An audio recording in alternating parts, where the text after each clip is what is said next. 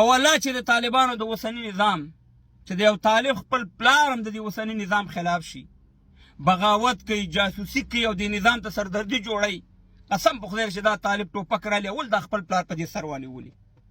زه راته حقیقت خبرې کوم افغانانو ورونو، دا پردي بچي پې مه وژنئ. دلته وروره چې دا پلانې جبهه ده، بستانۍ جبهه ده، کله وروره ښځې راوچتې کړي په افغانستان کې، کله وروره دا پلانې مقاومت دی، بستانۍ مقاومت دی، دلته وروره په ټیکټاکونو کې او په سوشل میډیا کې ورته دغه ډوډۍ خواره ورته ورور سره مهربانه ګډېږي چې بس طالبانو نظام یې د منځه ویوړو. ګورې دغه اوس هغه حسیب قوای مرکز دی، نومونه هم خو داسې دي، د منځه ویوړو، ختم کړو، مړې کړو. ګورې طالبان ولې کامیاب دي؟ ځکه د طالبانو یو خو دا دی چې استخبارات یې نه دي سم پیران دي، د خلکو ته معلومات دي څوک چې افغانستان ته لاړ شي یا رابطې سره لري. بل دا ده چې قمانده یوه ده، د مشر نه نواله تر کشره پورې ټول په یو قمانده وانې دي. پاکستان پې ځان مړ کړو دا 15 کاله چې په افغانستان کې یو مقاومت پیدا کړي، یو جنګ راولي، مګر کامیابېدی نه شي. ولې؟ چې دوی په یو فکر او په یو نظر وانې دي. دا په دوه صورتو کې دا د منځه ځي د طالبانو نظام چې یو داسې خاینین، غداران، وطن پروشان لکه په تیر جمهوریت کې چې وو، څوک د امریکې غلامانو، څوک د پاکستان غلامانو، څوک د ایران غلامانو، څوک د روس غلامانو، څوک د یو چا استخباراتو کار کوي، چا د بل استخباراتو ته کار کوي چې د جمهوریت بیړۍ غر کړ او د منځه لاړه. په دې صورت کې د طالب نظام ځي که چېرته پکې داسې خاینین او غداران پیدا شي، خو طالب دا خلک نه پرېږدي د منځه یې وړي. بل که چېرته خارجیان مداخله وکړي لکه په 2001 کال کې چې امریکا او نیټو دا هېوادونه راوچت شو، په افغانستان یې بمباري وکړه، B-52 تیارې وي، ورو خارجیانو، کومکو، ډالرو حساب. په هغه صورت کې دا طالبانو حکومت د منځه ځي چې هغه خارجیان پنهان نه کوي. نو خبره دا ده چې پردي بچي مو وژنې په افغانستان کې. ګورې ما زه تاسو ته ستړی شم په دې میډیا باندې چې موږ سره بل یو اپشن نشته، یوه لاره نشته. هغه لاره ده د یووالي او د درمیانه لاره چې موږ او تاسې د اصلاح دپاره کار وکړو، په دې طالب کار وکړو. دا طالب ته نشي ختمولی. ما تاسو ته مخکې ویلي چې په جمهوریت چې سقوط شوی نو 50,000 طالبانو، اوس یې دله 15 لکه کړو. او طالب دا که ته وایې دا به پاکستان ته لاړ شي او ایران ته لاړ شي، دا دروانیزان هم الوځي او تا هم د منځه وړي. هغه وایي چې ورور دغه لارې په ما بندې شوي دي، ځکه اوس پاکستان سره زما دښمني ده او د نورو سره زما دښمني ده. او دا بعضې چې راځي چې ټاپې لګوي دا پاکستان او هغه پاکستان ته چې څومره سردردي دغه اوسني نظام جوړه کړې ده، په دې 45-50 کالو کې یو نظام نه ده جوړه کړې. که څوک یې مني که نه یې مني، څوک د پاکستانیان وي، پنجابیان وي، هر څه وي، خو موږ په حقیقتونو خبرې کوو. نو خبره دا ده چې د طالبانو نظام صرف مضبوط په دې دی چې یو استخبارات، اتفاق، اتحاد او یو قمانده. نو په دې باندې دا نظام څوک د منځه نشي وړی. الله دې وکړي چې دا کم مشکلات دي د مکتبونو نور دا حل شي او د افغانان په یو اتفاق او اتحاد شي او لویه جرګه راوغواړي. نو بهترین زما لپاره دغه یو ښه لاره ده.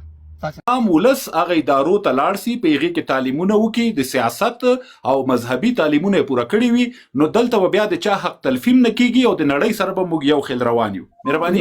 زه به سید خان صاحب دلته یو خبره وکړم د محمد ورور ته. بالکل دا کوم شی نه چې تا ویلې دا حقیقت دی چې دا شی نشته. الله دې وکړي چې دا د پشتېپي کانال مکمل شي، همداسې د کونړ دغه کوم د برق بند چې دی یا ډیم چې دی دا مکمل شي. لکه برق ډېر ضرورت دی، دا اوس هم په ننګرهار کې په کابل کې برق نشته دی. و چې برق نه وي، سرمایه‌کاري یا تجارت نه وړه نه ښه کوي چې افغانستان ته راشي. نو دا خو باید دا شي.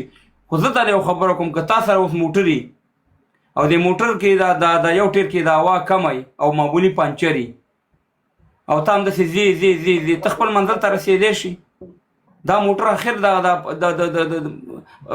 یو ځای کې به ودرېږي. نو بغیر د تعلیمه، بغیر د زده کړو نه، او بل مثال به هم درکړم چې زه تا ته د شودو ګیلاس در کوم، شودو ګیلاس او ښه ښایسته تازه شوده دي، د جنرال موبیل صاحب د غواګانو د فارم نه مې راوړي او ښه ښایسته بوره مې پکې اچولې ده، خو لږې پچې مې پکې اچولي. ته دا شوده څکې نه څکې که نه؟ نو چې تعلیم نه وي د افغانستان کې د موږ د خویندو میندو، دا یو شی معنا نه لري وروره. باید دا شی باندې موږ خبرې وکړو او دا شی دا موږ چې کومې خبرې کوو دا موږ او تاسې قسم باچا صاحب دا تعلیم اوس شودې وي که پچې وي، په دې مې پوهېږم. نه مطلب مې دا درکړو چې تا ته ښودلي ښه شی دی، خو پچې مې پکې اچولي. د بغیر تعلیمه افغانستان دا معنا لري که نه؟ کار څومره ښه کارونه وکړم، یعنې معنا یې دا ده زه د دې دا معنا ده بالکل زه دا وایم باچا صاحب محترم زما د خبرو نه همدا مطلب دی ګورئ راځئ یو دغه قضاوت وکړو همدغه قرضه تاسو وایئ چې دا دغه شوي څه ورته وایي امتحان شوي خلک دي صحیح ده سید خان ورو ویل همدغه قرضه که نن موقت حکومت ته ودرېږي او یا انتخاباتو ته ودرېږي تاسې څه فکر کوئ چې څومره خلک به دوی ته رایه ورکړي نه موږ دا نه وایو چې خراب وو باور وکړئ نه موږ بد نه ورته وایو باور وکړئ چې په میلیونونو خلک زما مقصد چیرته دی باچا صاحب محترم زما مقصد چیرته دی زه وایم چې ټول قشرونه د یو فکر خلک باید نه وي دلته دغه افغانستان د ټولو مشترک کور دی دا کور د تاجکم دی دا د ازبکم دی دا د هزارم دی دا د پشایم دی هر وګړی چې ځان ته افغان وي دا د هغه کور دی او هغه وګړی په حکومت حق لري چې خپل اسلامي او شرعي حقوق د حکومت نه وغواړي دا د هر افغان حق دی یعنی په دې کې هیڅ افغان هیڅ حکومت دا نشي ویلی چې زه د دغه افغان چې دی ځان افغان بولي مسلمان بولي او شرعي حق مانه غواړي او زه درته شرعي حق نور مرګړو حق ورل کېږي زه دا یو خبره کوم چې موږ بحث په دې نه کوو چې کردي صاحب ته د چانس ورکړي موږ بحث په دې کوو چې کار د اخلي کار ته وسپاري د اشخاصو نومونه موږ هلته نالو او موږ دا بحث په دې کوو چې بغیر تعلیمه ناممکنه ده چې دا حکومت پاتې شي ځکه دا موږ چې کومې خبرې کوو قسم په خدای دی چې دا هم د افغانستان په ګټه دي هم د ملت په ګټه دي او هم د دې اوسني نظام په ګټه دي او څوک چې د دې په خلاف چلیږي د مکتبونو د پابندو خو خوشحاله دي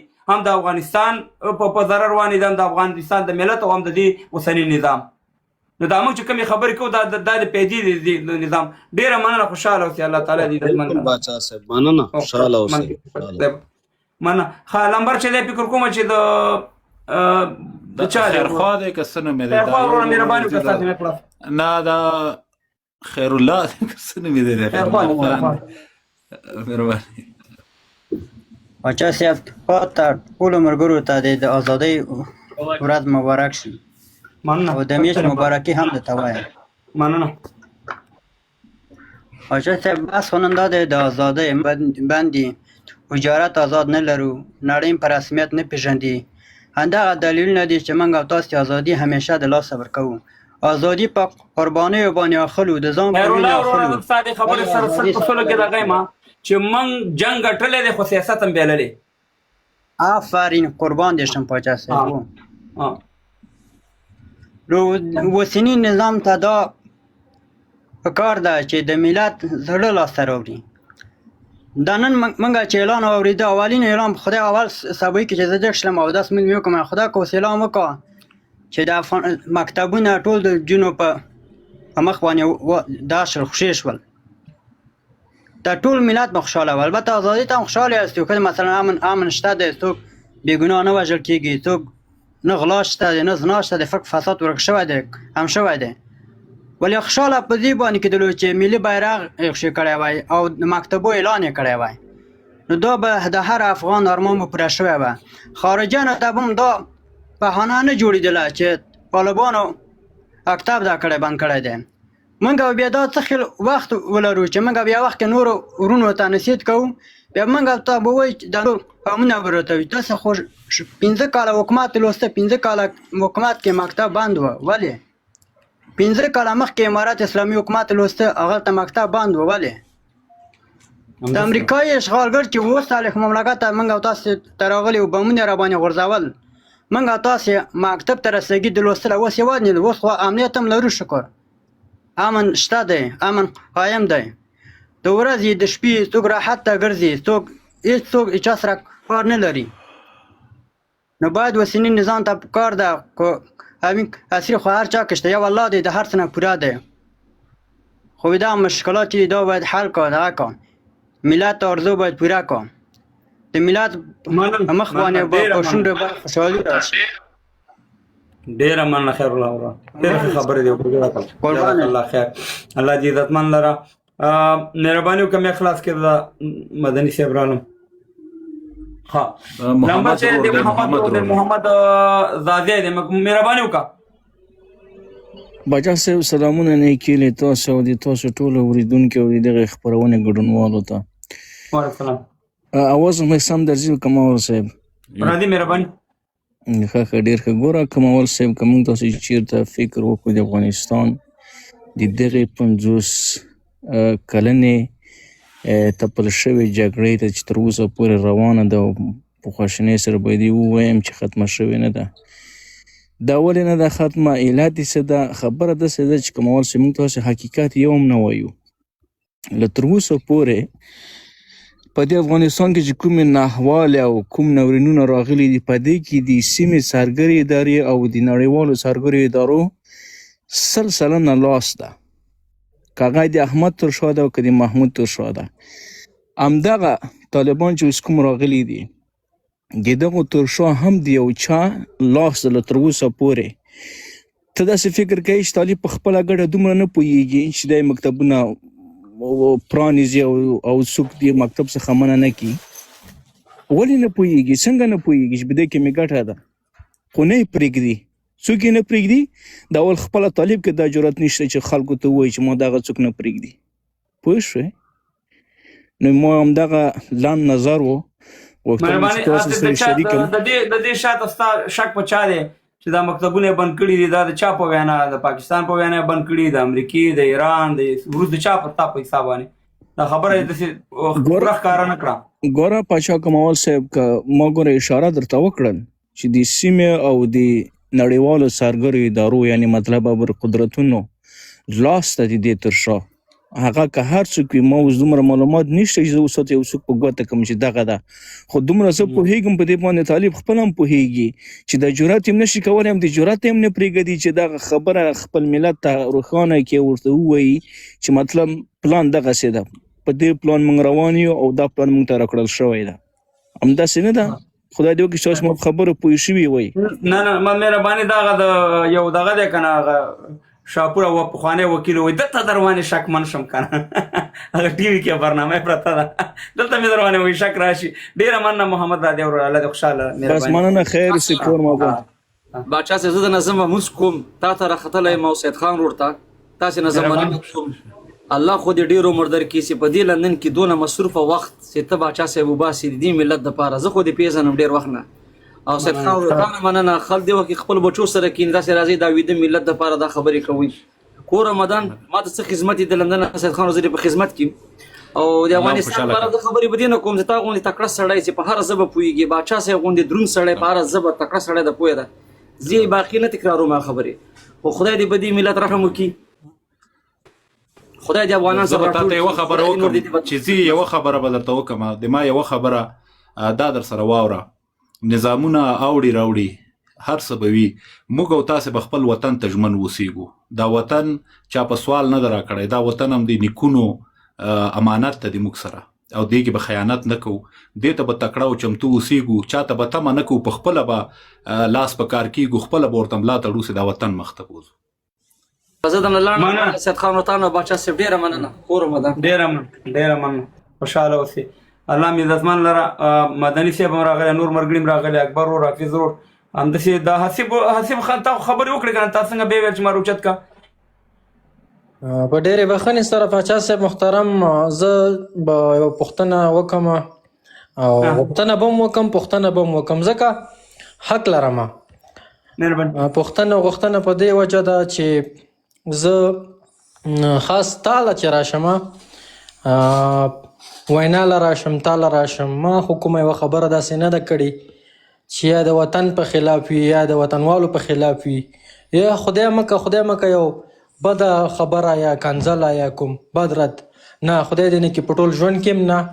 زه وطن سره یوه لیونۍ مینه لرم او په وطن ډېر مین یم، په وطن ډېر خفه کېږم. نو دغلته زمونږ ورونه دي، ملګري دي او زما په اکاونټ باندې رپورټونه وایي او وارلینګ کې دی. یوه خیله غوښتنه ټولو نه لرم دلته هغه وجه ده وروره، هغه ولې در باندې وایي؟ دا ګوره رپورټونه در باندې نه وهیم، تا د بل چا د پروفایل عکس لګولی ده، دا مشکلات جوړوي. خیر ته خپل عکس ولګوه، مهرباني وکړه، بیا څوک رپورټ نه پرې وایي. قربان دې شمه، ستا پوښتنې له به زه ځواب په دې وجه درکړم چې زه د خپل ځان نه هم زیاته مینه د آصف ځواک سره لرم. ښه خبره ده دغه ویډیوګانې چې ګوه هغه ډېره ښه خبره ده خو دا پروفایل نه ده یا یو بیرغ ولګو خو د بل چا کس ولګي هغه په فیک اکټیویټي کې راځي او بیا ټیک ټاک سه کوم د داشي نظام سره نوټس کوي. مننه. اوس دا ګیله بچا نه کوه هغه خو چې څوک راپورټ کوي هغه خو په دې خبرو زموږ دا کېږي نو بهر حال ته خپلې صحیح ویډیوګانې اچوه انشاءالله ویکونډ دې په مخ کې د ډېره مننه خوشحاله اوسې. زه به مخکې ځان سه په پاس راولم زه خو راغلی یم ته نه کښېنه ته خپل چې کښېنه ډاکټر جي دغه